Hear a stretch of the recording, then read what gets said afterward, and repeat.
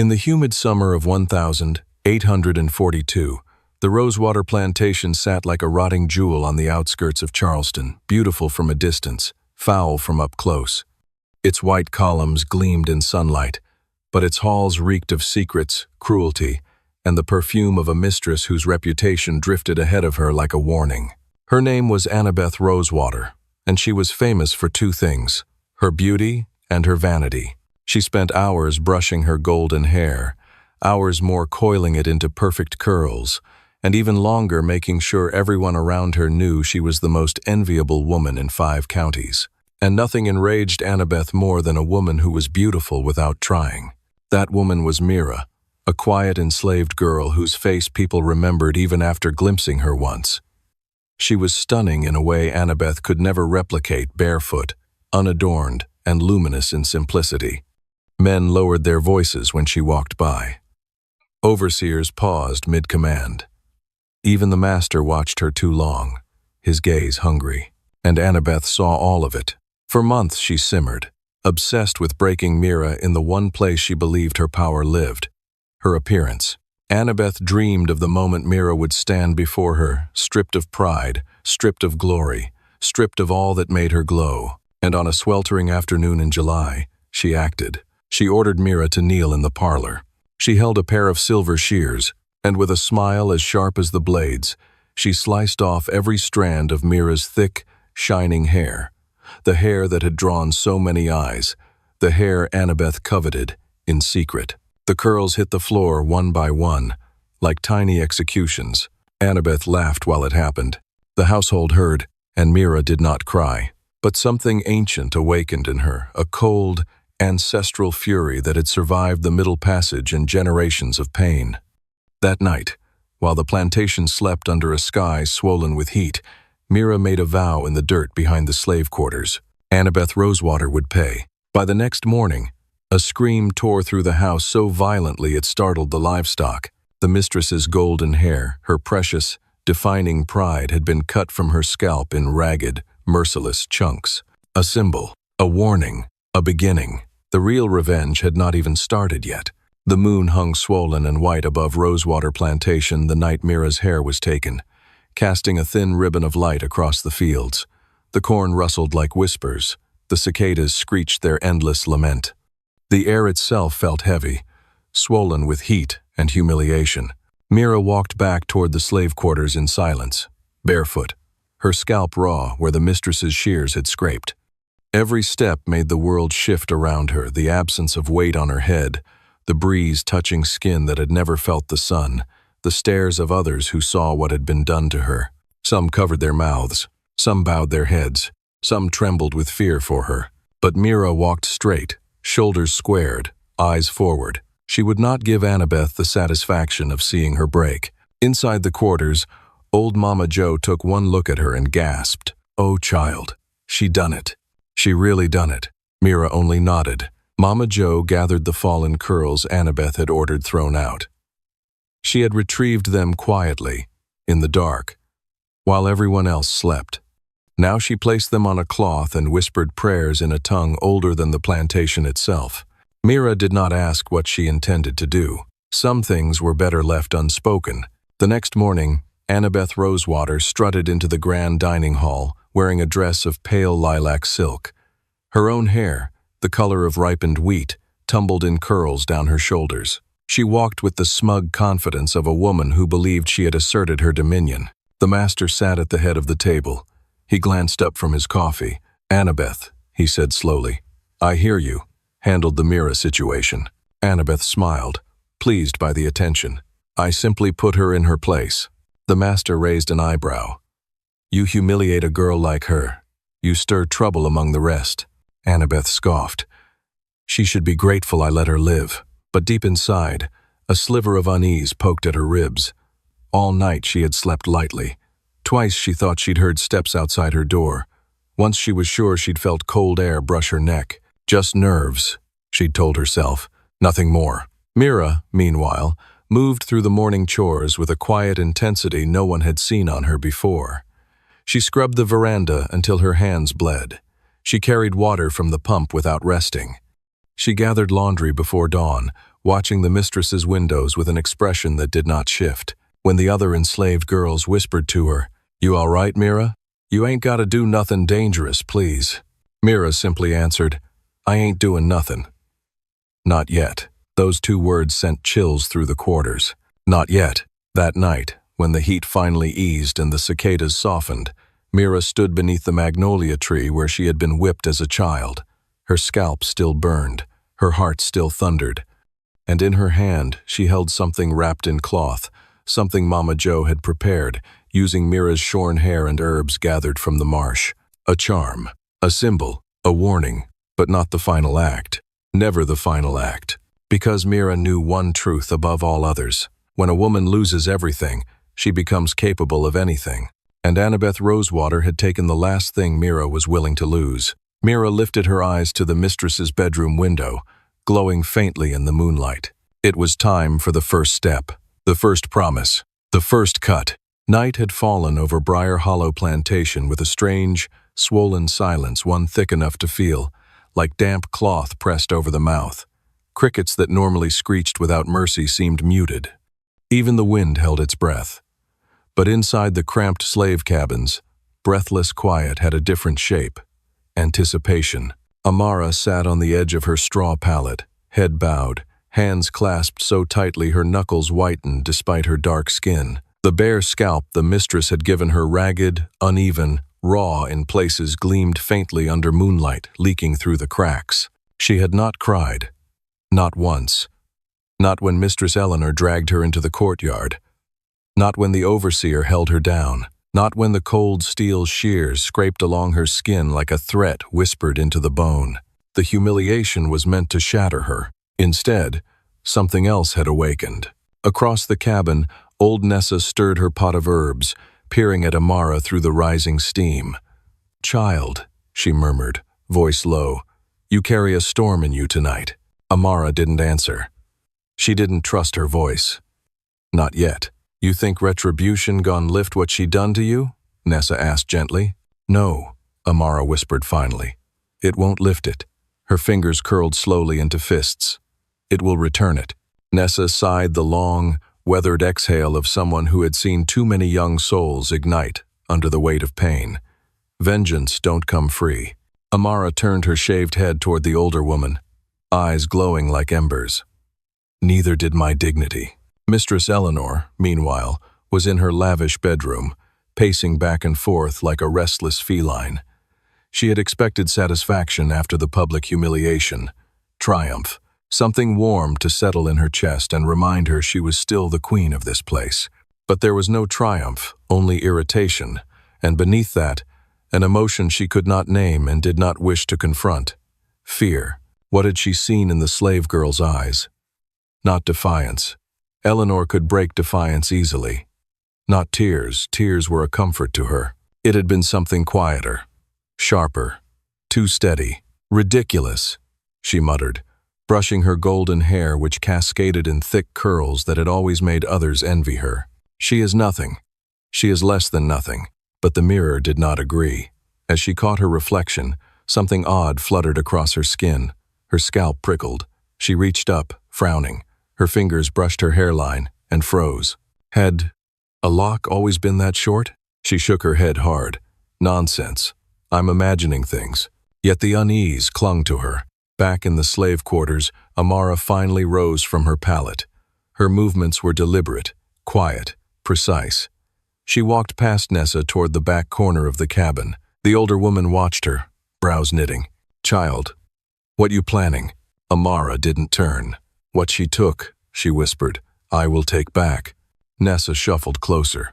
"You ain't thinking to touch that woman's head. You know what happen if they catch you." Amara touched her bare scalp gently, voice as soft as ash falling. "I know." And still, Nessa closed her eyes. A deep ache pulsed in her chest. "You got a warrior's spirit," she said. "But warriors bleed before they win." Amara opened the small wooden box beneath the floorboard, a box the others didn't know she had. Inside lay a razor, hidden for months, stolen when the blacksmith turned his back. Its blade glinted like a promise. She lifted it slowly. "I am ready to bleed." Mistress Eleanor took longer than usual to retire for the night. That prickling sensation along her scalp wouldn't fade. Every time she passed a mirror, she felt compelled to check her hair again. It was ridiculous, irrational, but she checked anyway. Twice. Then again. When she finally did lie down, she left the lantern burning. She dreamed of shears. She dreamed of hair falling in heaps. She dreamed of someone standing behind her with a blade that whispered when it moved. When she jolted awake, heart pounding, breath sharp, the lantern had gone out. And she hadn't blown it out. Amara moved like a shadow through the servants' corridor, silent as the breath of a ghost. She had timed the patrol. She had waited until the overseer drank himself to sleep. Every step was measured, weaving between patches of moonlight like she was born for this. At Mistress Eleanor's door, she paused, not out of fear, out of calculation. She pressed her ear to the wood. Inside, steady breathing, sleeping. Her hand tightened around the razor. She slipped inside. Moonlight spilled across Eleanor's bed, bathing her golden hair in pale silver, so thick, so glossy, so perfect. The very opposite of what Eleanor had left on Amara's head. A slow heat crept up Amara's spine, not anger exactly. Something colder. She stood over the bed and lifted the razor. The first whisper of steel through hair was soft, almost tender. By the time she finished, the floor was carpeted in curls, and Mistress Eleanor still slept. But not for long. When dawn crept across the plantation, a scream split the air high, feral, and unrecognizable. From the slave cabin far below, Amara looked up at the big house with calm eyes. The balance had begun to shift, and Mistress Eleanor had only just learned the first cut of her own humiliation. The morning after the humiliating ordeal, the plantation awakened to a quiet that felt heavier than usual. Birds remained silent in the oak trees, and even the distant clatter of the cook in the kitchen seemed subdued. Martha, the slave whose head had been shaved by Mistress Langley the night before, moved silently through the quarters, her scalp tender and exposed, yet her eyes burned with a quiet intensity. Every step she took felt like a rehearsal for a plan that had been forming for weeks, nurtured by anger, humiliation, and a determination that would no longer allow her to be seen as weak. She passed the water barrel near the quarters, her reflection briefly catching her gaze. The stark reflection of her shaved head made her pause, but instead of despair, a cold clarity settled over her. "They think this breaks me," she whispered, tracing a fingertip along her scalp. "But they only show me what I must undo." The morning chores began, but Martha's focus was elsewhere. She watched Mistress Langley move through the yard, her face proud, hair perfectly coiffed, unaware of the storm that was about to rise against her. The other slaves worked in silence, eyes flickering toward Martha occasionally, sensing the shift in her presence. The quiet assertion that she was no longer merely a victim. Rumors had begun to circulate among them, whispers of what had happened, of how Martha had endured, and of the unspoken resolve that now radiated from her. By mid-morning, Martha had acquired the small tools she would need. Scissors that had been carelessly left in the laundry, a small knife hidden in her apron, and a vial of dark liquid she had smuggled from the cookhouse. Each item symbolized control, and each symbol was a step toward reclaiming what had been stolen from her. Martha approached the laundry room where Mistress Langley had spent hours supervising the cleaning of the fine linens. She moved with deliberate caution, listening for the slightest sound, her senses stretched taut. The day was hot, and the air smelled of wet cotton and the faint tang of soap, but beneath it lay the subtle tension that Martha had learned to read the unease of those who unknowingly shared space with someone who had nothing left to lose. Inside, she found the mistress herself, adjusting freshly laundered garments with meticulous care. Every motion was an assertion of dominance, yet it betrayed a brittle overconfidence.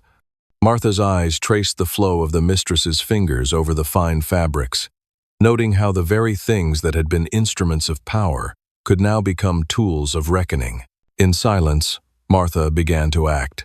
The scissors glinted faintly in the sunlight streaming through the open window. Her movements were precise, practiced, and careful. She approached with a grace that belied the tension coiling in her chest. In a matter of moments, she reached the mistress's vanity mirror and positioned herself behind Langley without making a sound, the vials and scissors ready. The air felt charged, heavy with the unspoken confrontation. Mistress Langley turned just enough to catch a flicker of movement in the corner of her eye, but Martha was faster, more calculated. A swift, controlled gesture, and the first lock of the mistress's hair fell to the floor. Shock froze Langley's movements, eyes wide, lips parting in disbelief. She tried to cry out, but Martha's hand pressed down lightly on the mistress's shoulder, a silent command for her to stop. The scene was almost surreal. The luxurious hair that had been a symbol of the mistress's vanity now lay scattered across the polished floor. Martha stepped back, hands trembling only slightly, as the power dynamic shifted palpably. Langley's voice finally broke the silence, strained and incredulous, demanding, "What? What have you done?" Martha met her gaze steadily, her voice quiet but firm. "I've shown you what it feels like to be exposed, to be stripped of what you believe defines you. You humiliated me, but now you understand, even if only for a moment, the fear and shame you imposed." The other slaves, drawn by the sounds of the confrontation, peered cautiously around corners and doors, witnessing the reversal of roles. The morning sunlight glinted off the scattered hair, a silent testament to Martha's careful planning and her refusal to remain powerless. Mistress Langley stumbled backward, her hands shaking as she grasped the vanity. Martha's head remained high, the shaved scalp now a crown of resilience. There was no violence beyond the symbolic act, but the message was clear. The scales of dominance had tilted, if only briefly. Martha had reclaimed a portion of herself, asserting control in a way that left no doubt she was no longer the plaything of anyone's cruelty. By the time the overseer arrived, called by the shocked cries of the mistress, Martha had retreated to the shadows of the laundry room, blending into the background as if she had never been there. The tension remained, palpable and unspoken. Langley's pride had been wounded, her authority undermined, and the other slaves carried in their eyes the knowledge that one among them had risen above fear, if only for a fleeting moment. The day wore on, heavy with anticipation and silent acknowledgement. Martha's act was more than revenge. It was the first step in a longer journey, one in which the mistress would never underestimate her again. The memory of that morning would linger in the hallways, in the quarters, and in the mind of Langley herself, a reminder that power can shift with precision, courage, and the quiet insistence of one who refuses to remain broken. By sunset, the plantation had resumed a semblance of order, yet nothing would ever be the same. Martha's name, whispered with respect and awe among the slaves, carried weight now. Her shaved head was no longer a mark of shame, but a symbol of survival, cunning, and the quiet force of a will that refused to be contained. The day ended, leaving behind a tension that would not soon dissipate. Martha walked among the fields, her steps measured, her mind already plotting the next moves. Mistress Langley remained locked in the upstairs parlor, brushing her damaged hair in vain, haunted by the knowledge that control could shift in an instant, and that Martha, silent and vigilant, had shown her just how easily it could be taken. The plantation, with its sprawling fields and shadowed corners, had witnessed the first of many subtle revolts.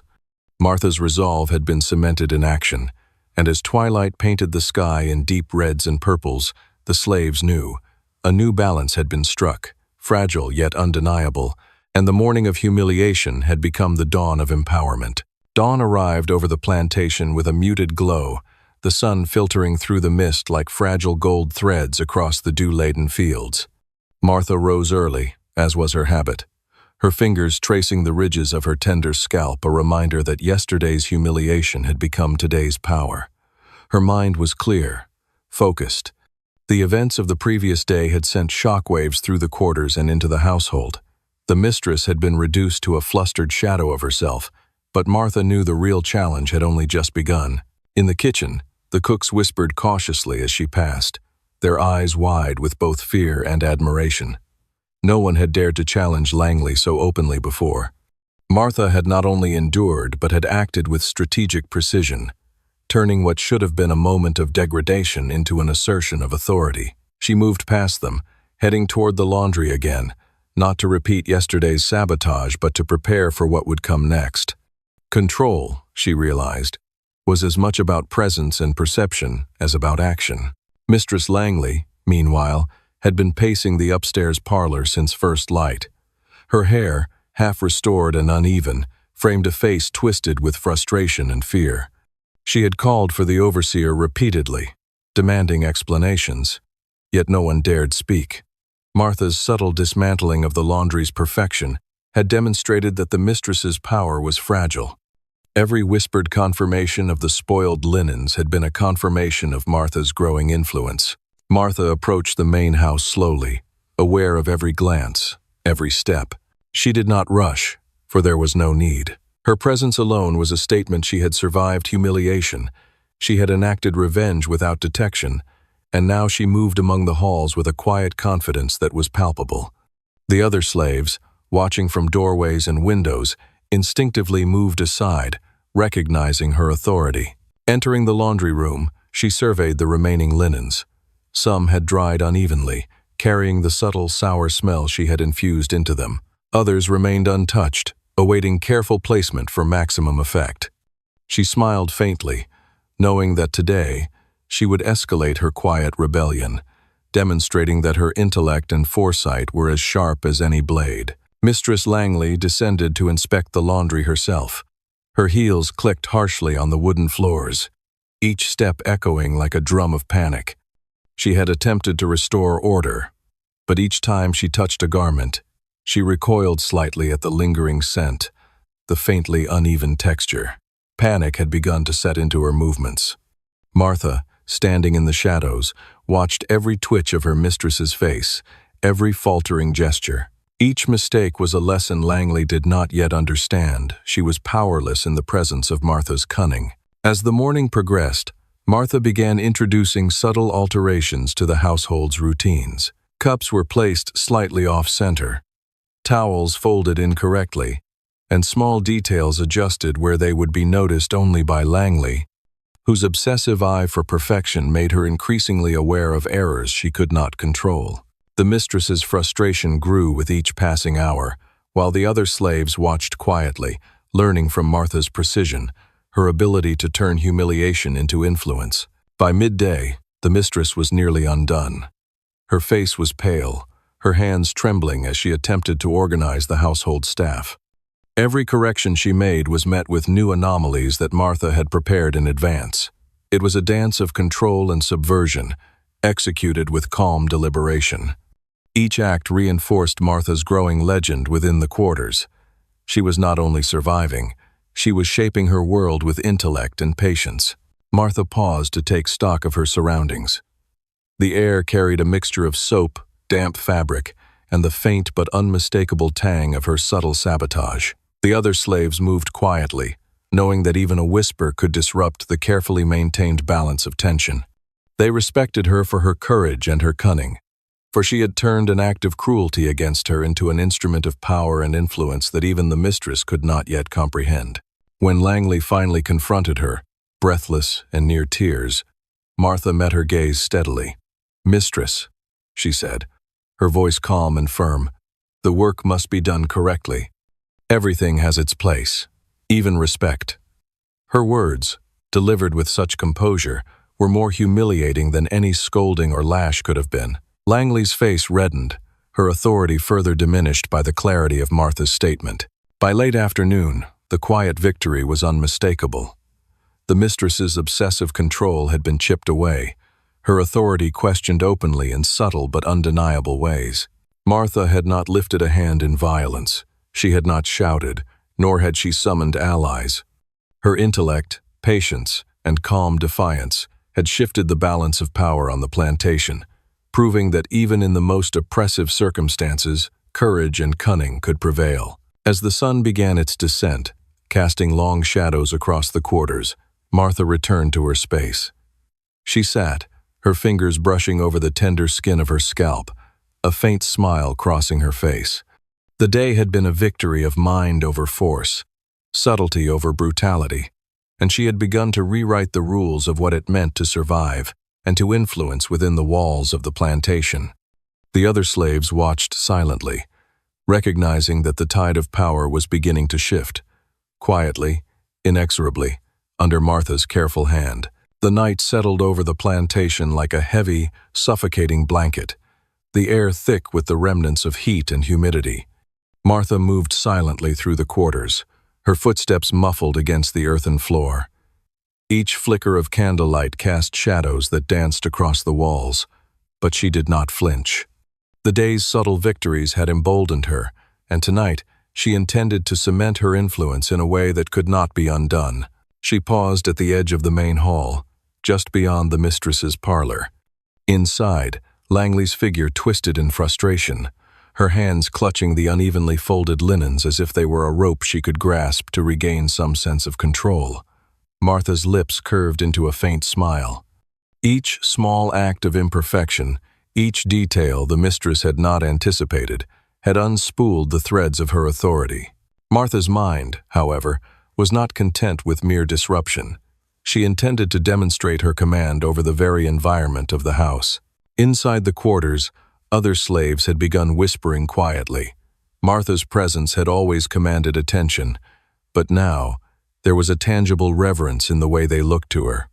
They had learned to follow her lead, to understand the art of quiet rebellion, the power of intellect and precision over brute force. Tonight, she would teach them a new lesson, one in courage and strategic timing. Martha began by entering the laundry room, her fingers tracing the damp linens, checking for evenness, scent, and texture. She adjusted each garment with meticulous care, ensuring that every imperfection was deliberate, every flaw calculated. A slight crease here, a subtle scent there, all carefully orchestrated to unsettle Langley further without drawing suspicion to Martha herself. She smiled at the irony. The mistress, who had once believed herself untouchable, was now at the mercy of her own obsessive eye for perfection. Outside, the wind shifted, carrying the soft rustle of leaves and the faint clatter of shutters. Martha paused, listening. Every sound was familiar, catalogued in her mind over months of careful observation. She moved toward the dining hall, where the table had been set for the evening meal. Candles flickered in the low light, casting long shadows over the polished wood. Martha's hand hovered over the edge of the table, subtly nudging a knife slightly askew, adjusting the placement of plates and goblets with a precision that only someone intimately familiar with the household could manage. Each misalignment was a small strike against Langley's pride. As she worked, she noticed a figure in the corner of the room, a young slave girl, trembling as she watched Martha. Martha offered a small nod, a gesture of reassurance. "Observe," she whispered, her voice soft but carrying authority. "Everything has a pattern. Everything can be controlled. Watch and learn." The girl nodded, eyes wide with awe.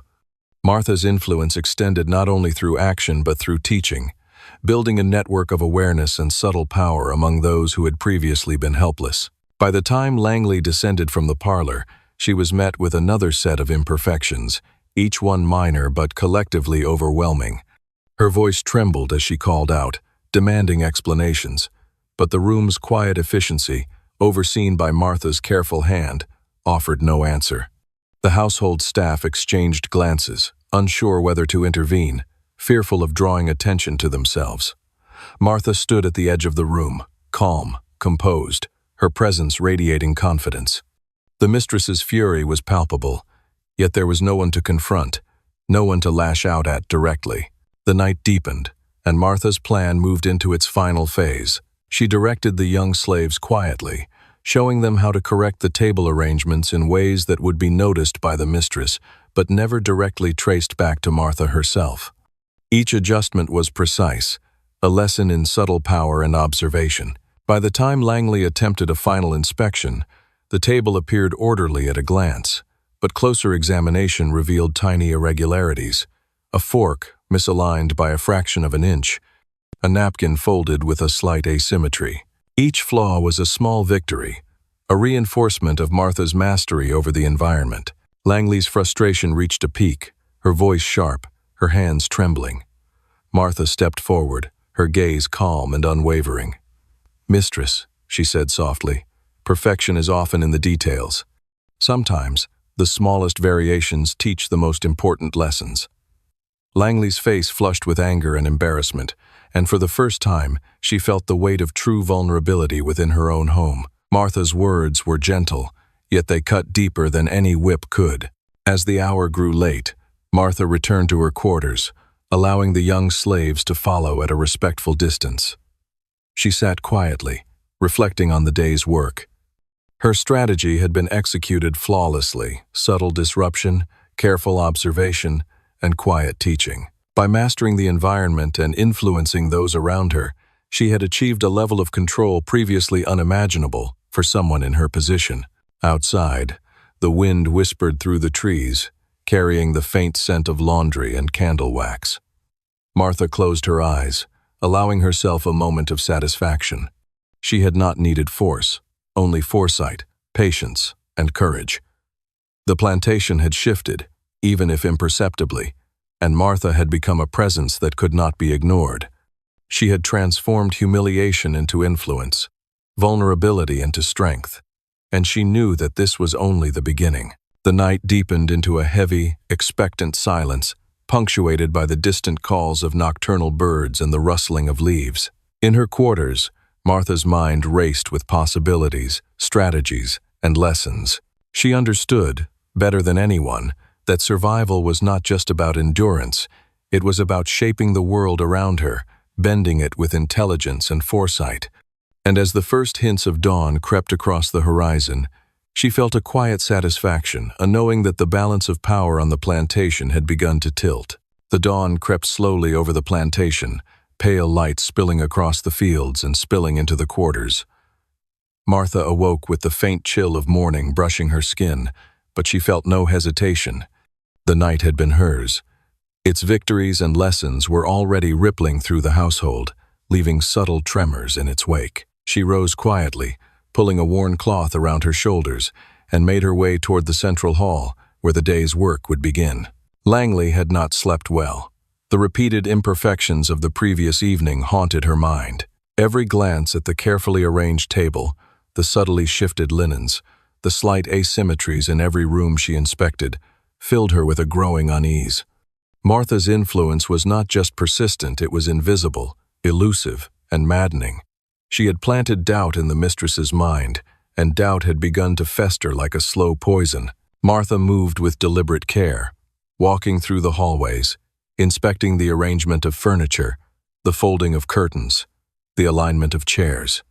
Each detail was an opportunity to teach the younger slaves, to demonstrate that power could exist quietly, in precision and observation. One by one, they followed her lead, moving with confidence that had previously been unimaginable. They whispered instructions to each other, adjusted minor imperfections, and in doing so, reinforced the authority of their mentor. By mid-morning, Langley had descended from her private chambers, summoned by a sense of unease she could not fully articulate. The hall was quiet. The slaves worked diligently, but the subtle perfection or controlled imperfection of each element filled the room with tension. Langley's gaze swept the scene, and though everything appeared correct at first glance, the careful observer would notice tiny flaws: a fork misaligned, a napkin folded ever so slightly off-center, the angle of a chair just a fraction out of line. Her voice, sharp and trembling with barely controlled frustration, rang out. "Who is responsible for these mistakes?" she demanded. The slaves froze, exchanging wary glances, but none answered. They had learned the art of silence from Martha, how to observe without revealing, to act without incriminating themselves, and to follow instructions without hesitation. Martha stepped forward, her presence calm, measured, and unthreatening. "Mistress," she said softly, yet firmly, "perfection is not always what it seems. Sometimes the lessons are in the details we overlook. A misstep teaches more than strict obedience ever could." Her words, gentle in tone, cut through the mistress's growing frustration. Langley's cheeks burned with a mix of embarrassment and anger. She realized, with a cold thrill of dread, that her authority had been undermined, not through force or insubordination, but through intellect and strategy qualities she had never fully appreciated in her household slaves. Martha turned her attention to the younger slaves, who watched intently. She motioned toward a slight misalignment in the table setting and whispered, Correct it, but do so subtly. Let the mistress see the improvement, but never know the hands behind it. The young slaves obeyed, their movements precise and confident. Martha's lesson was not only about manipulation and observation, it was about patience, foresight, and the silent accumulation of influence. Hours passed. Each inspection by Langley revealed new minor errors, all carefully placed by Martha. With each revelation, the mistress's irritation grew, while Martha's power quietly solidified. Even the overseers began to notice the shifts in household efficiency, attributing them to luck or coincidence, unaware of the carefully orchestrated guidance that Martha had provided. By afternoon, Martha called the young slaves together in the shadowed hallway. "Observe and remember," she said. "Our strength lies in the quiet details. Every small act matters. Every decision, every movement, every adjustment builds toward influence that cannot be resisted." She spoke with authority, yet not a hint of malice. Her message was clear. Mastery could exist without violence, control without overt threat, and power without the chains that bound their bodies. Langley, meanwhile, had retreated to her private chambers, her mind a tempest of doubt and uncertainty. She could feel the shift in authority, subtle but undeniable. The house no longer bent entirely to her will. The quiet, deliberate actions of a single slave woman had begun to reshape the hierarchy of the household, planting the seeds of disruption that would grow over time. As the day waned and shadows lengthened across the floors, Martha walked back to her quarters, her steps measured and calm. The younger slaves followed at a respectful distance, eager to learn and emulate. Each lesson, each carefully guided act of subtle defiance, had strengthened not only Martha's influence but also the collective understanding of strategy, patience, and resilience. Outside, the wind stirred the trees, carrying with it the scent of evening and the faint echo of chores still being completed. Martha paused at the doorway of her quarters, surveying the quiet house. The subtle power she had cultivated had taken root, and she knew that the plantation would never be the same. She had demonstrated that influence could be achieved without brute force, that careful observation and calculated action could outmatch fear and authority. Martha closed her eyes briefly, allowing herself a moment of quiet triumph. The night would bring its own lessons, but the day had already proven that intelligence, patience, and foresight were weapons more formidable than any whip. The house, once dominated by fear, now contained an unseen, undeniable force, Martha's strategic mind and unwavering calm. And as the first stars began to emerge in the evening sky, Martha's thoughts were already on the next series of lessons, the next subtle adjustments, and the quiet demonstrations of power that would continue to reshape the household. The plantation was no longer simply a place of labor and authority. It was now a theater for strategy, observation, and influence, and Martha was its masterful conductor. The plantation had changed in ways that no overseer or mistress could quantify. What had once been a rigid hierarchy of fear, oppression, and unquestioned authority now contained subtle currents of influence that ran unseen but undeniable. Martha's careful orchestration of quiet defiance and strategic observation had reshaped the household from the inside, leaving marks not on walls or floors, but on the minds of those who thought themselves in control. Weeks turned into months. The young slaves she had mentored moved with confidence and precision, their actions guided by lessons in patience, strategy, and awareness. Every fold of linen, every alignment of cutlery, every careful correction in the arrangement of furniture became a demonstration of invisible power. The mistress, Langley, remained unaware of the full extent of Martha's influence, attributing the growing efficiency and quiet perfection in the house to luck, discipline, or her own supposed skill. Yet every success was the result of careful, deliberate planning, a subtle revolution conducted in shadows and whispers. Martha's approach was not one of vengeance or cruelty. It was meticulous, intelligent, and almost artistic in its precision. She taught the younger slaves that the mind could be as powerful a tool as any physical strength, that patience and subtlety could bend authority without breaking a single bone. Even the overseers, who prided themselves on control through fear, began to notice the shifts. They could not identify the cause. They could only sense it, an ineffable tension that suggested their power was no longer absolute. The house, once a place dominated by fear, became a testing ground for Martha's strategic lessons. Small victories accumulated, a napkin folded with imperceptible care, a tray balanced with perfect alignment, a room arranged in just the right way to suggest order but hide subtle imperfection. Each act was deliberate, designed to teach awareness and influence while leaving no evidence of rebellion. Through these careful maneuvers, Martha demonstrated that control did not require violence or chains. It required foresight, intelligence, and subtle manipulation of perception. Langley, consumed by the invisible shifts in the household, found herself increasingly frustrated. The perfection she demanded seemed unattainable. Yet every time she attempted to assert control, she discovered minor imperfections, carefully planted or guided by Martha. Her confidence wavered. Her authority seemed to slip like sand through her fingers, and she began to rely on instinct and assumption rather than true observation, a dangerous trap. The young slaves flourished under Martha's guidance. They learned to observe without revealing, to act without overstepping, to guide without force. They developed a sense of timing, an intuition for subtlety, and an understanding that influence could exist without confrontation.